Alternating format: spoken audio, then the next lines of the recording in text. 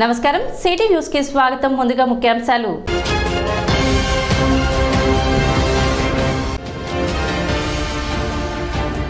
టిట్కో ఇళ్లను లబ్ధిదారులకు కేటాయించకుండా నిలిపివేసిన జగన్ ప్రజాపక్షపాతి కాదు కక్షపాతి అంటూ విమర్శించిన Pemmasani Chandrasekhar.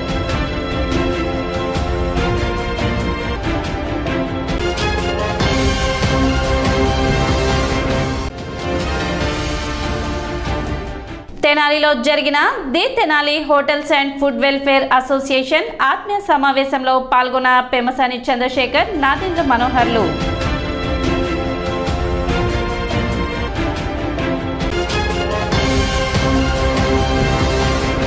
Tenali Hotels and Food Welfare Association సభ్యులతో గుంటూరు టీడీపీ ఎంపీ అభ్యర్థి పెమ్మసాని చంద్రశేఖర్ ఆత్మీయ సమావేశం నిర్వహించారు. పట్టణ గంగానమ్మపేటలోని ఎం కన్వెన్షన్ హాల్లో ఏర్పాటు చేసిన ఆత్మీయ సదస్సులో జనసేన పిఎస్సి చైర్మన్ నాదెండ్ల మనోహర్ తో కలిసి పెమ్మసాని చంద్రశేఖర్ ఆత్మీయ సదస్సులో పాల్గొన్నారు. హోటల్ యాజమాన్యం పడుతున్న ఇబ్బందులను అసోసియేషన్ సభ్యులు పెమ్మసాని చంద్రశేఖర్, మనోహర్ దృష్టికి తీసుకువచ్చారు.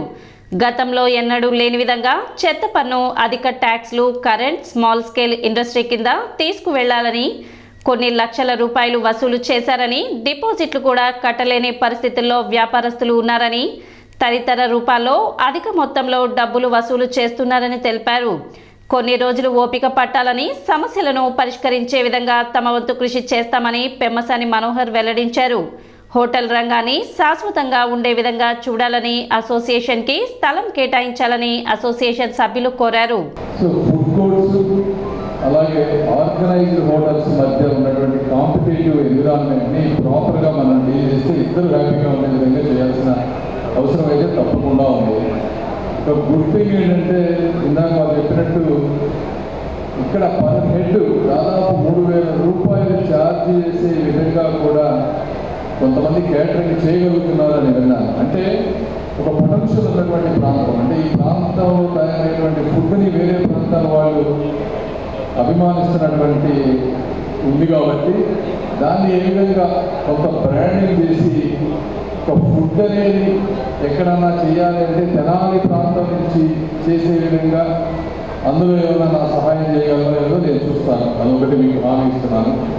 ఒక limited number of hotel seats ఉన్నాయి కదా, ఏదో క్రైటీరియా తీసుకొని ఒక సెగ్మెంట్ అన్నా కూడా స్మాల్ స్కేల్ ఇండస్ట్రీగా కన్సిడర్ చేసే విధానం ఒకటి ఆలోచించవచ్చు. మనవారు గారు కానీ నేను కానీ ఒకసారి ఎలక్షన్ అయిన తర్వాత కూర్చొని దానికి ఏ విధంగా మనం ప్రభుత్వానికి పెట్టాలో ఆలోచిస్తాం. తెలుగుదేశం పార్టీ, జనసేన గవర్నమెంట్ వచ్చిన వెంటనే ఒక పాజిటివ్ ఎకనామిక్ యాక్టివిటీ ఈ ప్రాంతంలో పెరుగుతుంది. పెరిగినప్పుడు మనం వచ్చే మనుషులు పెరుగుతారు, ఆటోమేటిక్గా ఆదాయం పెరుగుతుంది. ఆ ఆదాయం పెరిగినప్పుడు మీరు ఇప్పుడు పడేటువంటి ఇబ్బందులు చాలా వరకు తగ్గిపోతాయనేది నేను బలంగా నమ్ముతున్నాను. సరే, ఇంకొక 2-3 నెలలు కొంచెం ఓపిక పట్టండి. వచ్చిన తర్వాత మళ్ళీ ఒక్కొక్కసారి మీ సమస్యలన్నీ విని మేము ఏదైతే చేయగలమో మనస్ఫూర్తిగా చేస్తామని తెలియజేసుకుంటా ఉన్నాను. ఎందుకంటే మనం ఎక్కడైనా ఫంక్షన్లు అటెండ్ అవుతున్నప్పుడు మనకి సర్వీస్ చేసే వాళ్ళు కానివ్వండి, ఫుడ్ కౌంటర్స్లో ఉండేవాళ్ళు కానివ్వండి, అక్కడ కష్టపడి ఒక 50 మందికి ఉపాధి కల్పించే వ్యక్తులతో మనం మాట్లాడుతున్నప్పుడు మనకి ఆసక్తి కలిగించేది ఏంటంటే, వీళ్ళంతా బాగా చదువుకున్న వ్యక్తులు పాపం ఉద్యోగ అవకాశాలు లేకపోగా ఏదో విధంగా కుటుంబాన్ని పోషించాలనే ఉద్దేశంతో పాపం వీళ్ళు కొన్ని నిర్ణయాలు తీసుకుని టెంపరీగా ఏదో పని దొరకాలనే ఉద్దేశంతో చేస్తున్న ప్రయత్నం.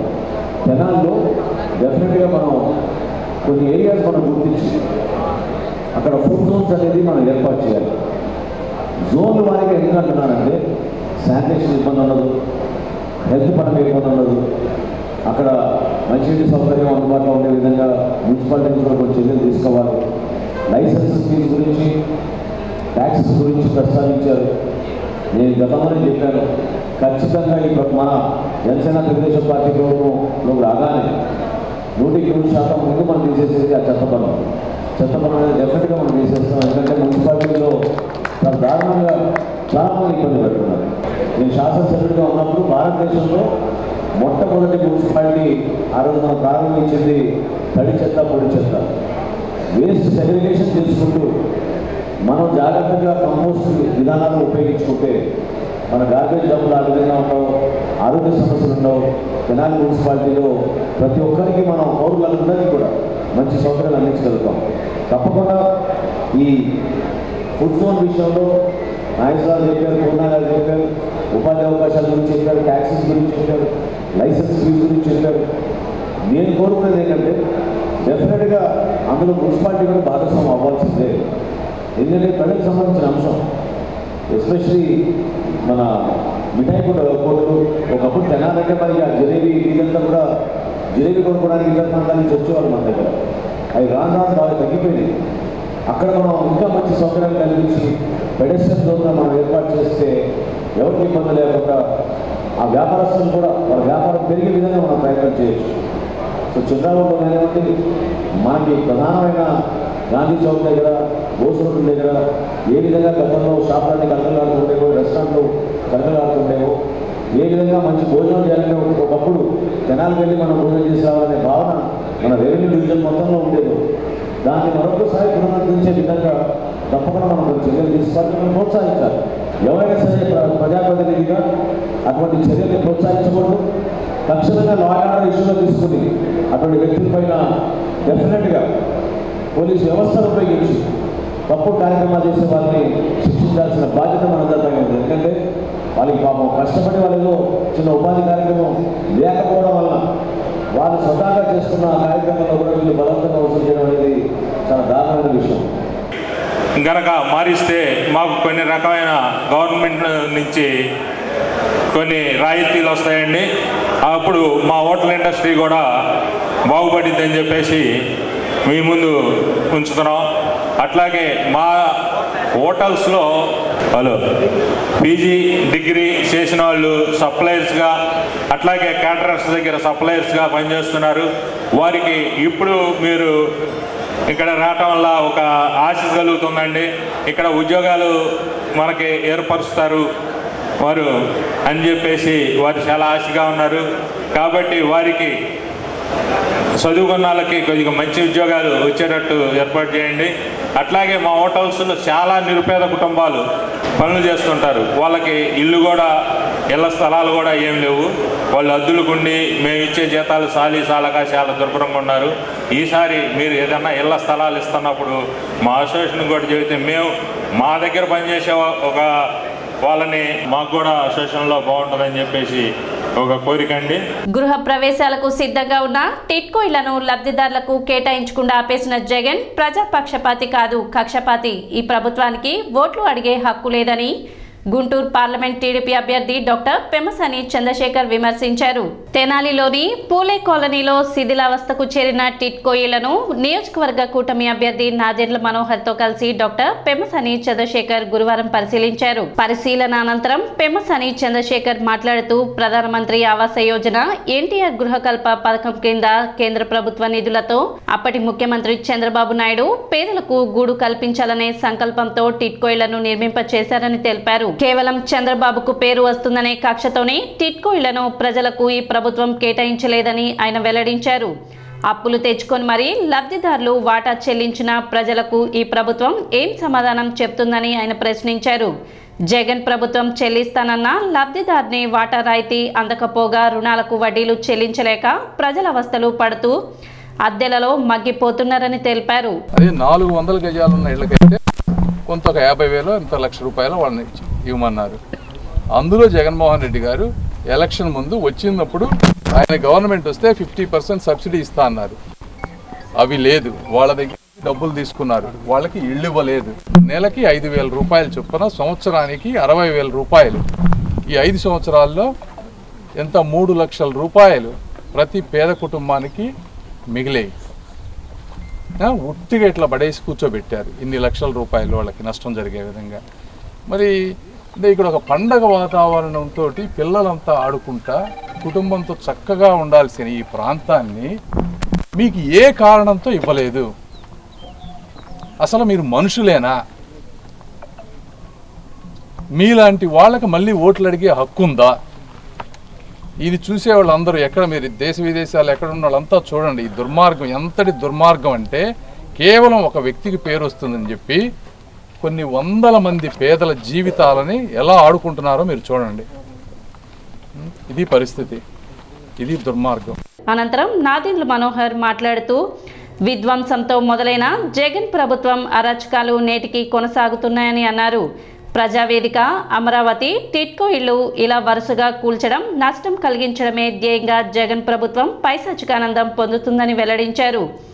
జగన్ ప్రభుత్వం అధికారంలోకి రాగానే ఆ పార్టీ కార్యకర్తలు, నాయకులే ఈ టిట్కో ఇళ్లలో చువ్వలు, గుమ్మాలు పీక్కొని వెళ్లి అమ్ముకున్నారనే ఆరోపణలు ఉన్నాయని మనోహర్ విమర్శించారు.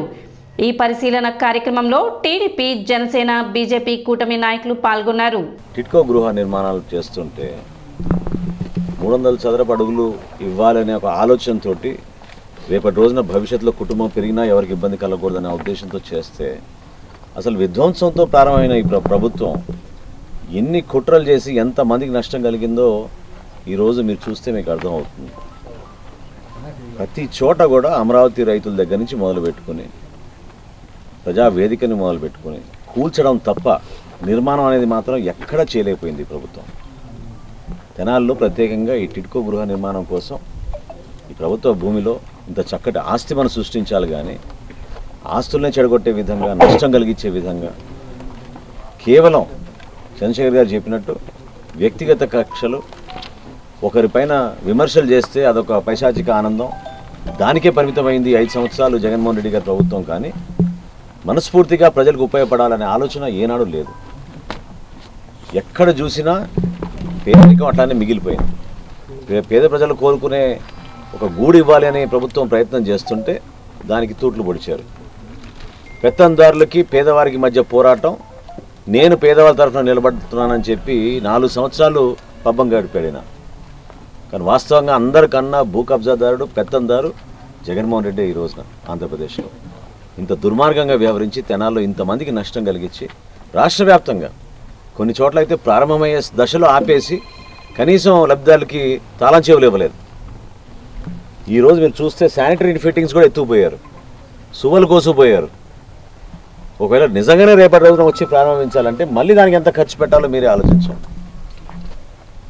వైఎస్ఆర్సీపీ నాయకులు స్వయంగా వచ్చి ప్రభుత్వం మారగానే వాళ్ళే వచ్చి ఇవన్నీ కట్ చేసుకుని తీసుకెళ్ళిపోయారని స్థానికులు చెప్తున్నారు. ఇంత దుర్మార్గంగా వ్యవహరించిన వీళ్ళకి నిజంగానే అసలు ఓటు అడిగే అర్హత ఎక్కడ ఉంది, ఎందుకు ఓటు వేయాలని మీరు ఆలోచించుకోండి. పట్టణ కొత్తపేటలోని టీబీ రోడ్లో ఏర్పాటు చేసిన టీడీపీ ఎంపీ అభ్యర్థి కార్యాలయాన్ని గురువారం ప్రారంభించారు. ఎంపీ అభ్యర్థి పెమ్మసాని చంద్రశేఖర్, ఎన్డీఏ కూటమి అభ్యర్థి నాదెండ్ల మనోహర్ కార్యాలయాన్ని ప్రారంభించారు. ఈ సందర్భంగా పెమ్మసాని మాట్లాడుతూ ఉద్యోగాలు అడిగితే గంజాయి ఇస్తున్నారని ఆరోపించారు. టీడీపీ హయాంలో పట్టిసీమ పూర్తి చేయడంతో ఈ ప్రాంతానికి సాగునీరు అందుతుందని చెప్పారు. జగన్ పాలనలో రాష్ట్రం 50 ఏళ్లు వెనక్కిపోయిందని, మరోసారి తప్పు జరిగితే ఈ రాష్ట్రాన్ని ఎవరూ కాపాడలేరన్నారు. వైసీపీ దౌర్జన్యాలను ఖండించడానికి ఒక పోలిక చేశానని, దానిపై ముస్లిం మైనార్టీల మనోభావాలు దెబ్బతిన్నాయన్నారు. దానికి క్షమాపణ కూడా చెప్పానని పెమ్మసాని తెలిపారు. తనపై విమర్శలు చేసే ముందు వైసీపీ నేతలు ముస్లిం మైనార్టీ మహిళలను చెప్పుతో కొట్టారు, అర్చకులపై దాడి చేశారు. వాటిని ఖండించండి చెప్పారు. జగన్మోహన్ రెడ్డి కాపాడుతారనే భావనతో దాడులు చేస్తున్నారని ఆరోపించారు. ప్రజలకు మేలు చేయడానికి వచ్చాను, ఎవరి మనోభావాలు దెబ్బతీయడానికి కాదని పెమ్మసాని తెలిపారు. ఇవాళ కొత్త ఆఫీస్ ఓపెన్ చేశాం ఇక్కడ. ఇది ఎలక్షన్ వరకు పార్లమెంటరీ ఆఫీస్ కింద ఉంటుంది. ఒక్కొక్కరికి నిత్యావసర వస్తువు ధరలు విపరీతంగా పెరిగిపోయినాయి. కరెంటు బిల్లులు వచ్చేటప్పటికి 6-7 సార్లు పెంచారు. యువతకు ఉద్యోగాలు ఏమంటే గంజా ఇస్తూ ఉన్నారు. ఏ మారుమూల ప్రాంతంలోకి వెళ్ళినా వాటర్ లేదు కానీ గంజాయి ఉంది. ఇలా ఎన్నో సమస్యలు ఉన్నాయి. ఈ సమస్యలన్నిటి దృష్ట్యా కూడా ప్రజలు విపరీతంగా మార్పు కోరుకుంటా ఉన్నారు. ఇది రైతాంగానికి సంబంధించిన ప్రాంతం కాబట్టి మేము గవర్నమెంట్లో ఉన్నటువంటి 5 సంవత్సరాలప్పుడు దాదాపుగా 72,000 కోట్లు ఈ వాటర్ ప్రాజెక్ట్స్ మీద పెట్టారు. ఆ వాటర్ ప్రాజెక్ట్స్ మీద పెట్టారు కాబట్టి ఈరోజు పట్టిసీమ ద్వారా కనీసం నీళ్లు వస్తున్నాయి ఇక్కడ. ఎందుకంటే ఇసుకంతా తీసేసి వాటర్లో ఫిల్టరింగ్ మెకానిజం తీసేసి అంతా సాల్ట్ వాటర్ వచ్చేసింది చుట్టుపక్కల ప్రాంతాల్లో. ఆ రోజు కట్టిన పట్టిసీమే ఈరోజు ఆయువు అయిపోయింది ఈ ప్రాంతానికి. Number 1 priority 20 lakh jobs Telugu Desam party promise చేస్తుంది. టార్గెట్ 20 lakh జాబ్స్ పెట్టుకున్నాం. టెంపరీగా జాబ్స్ వచ్చే లోపు నిరుద్యోగ భృతి అనేది ఆల్మోస్ట్ 3,000 రూపీస్ ఎవ్రీ మంత్.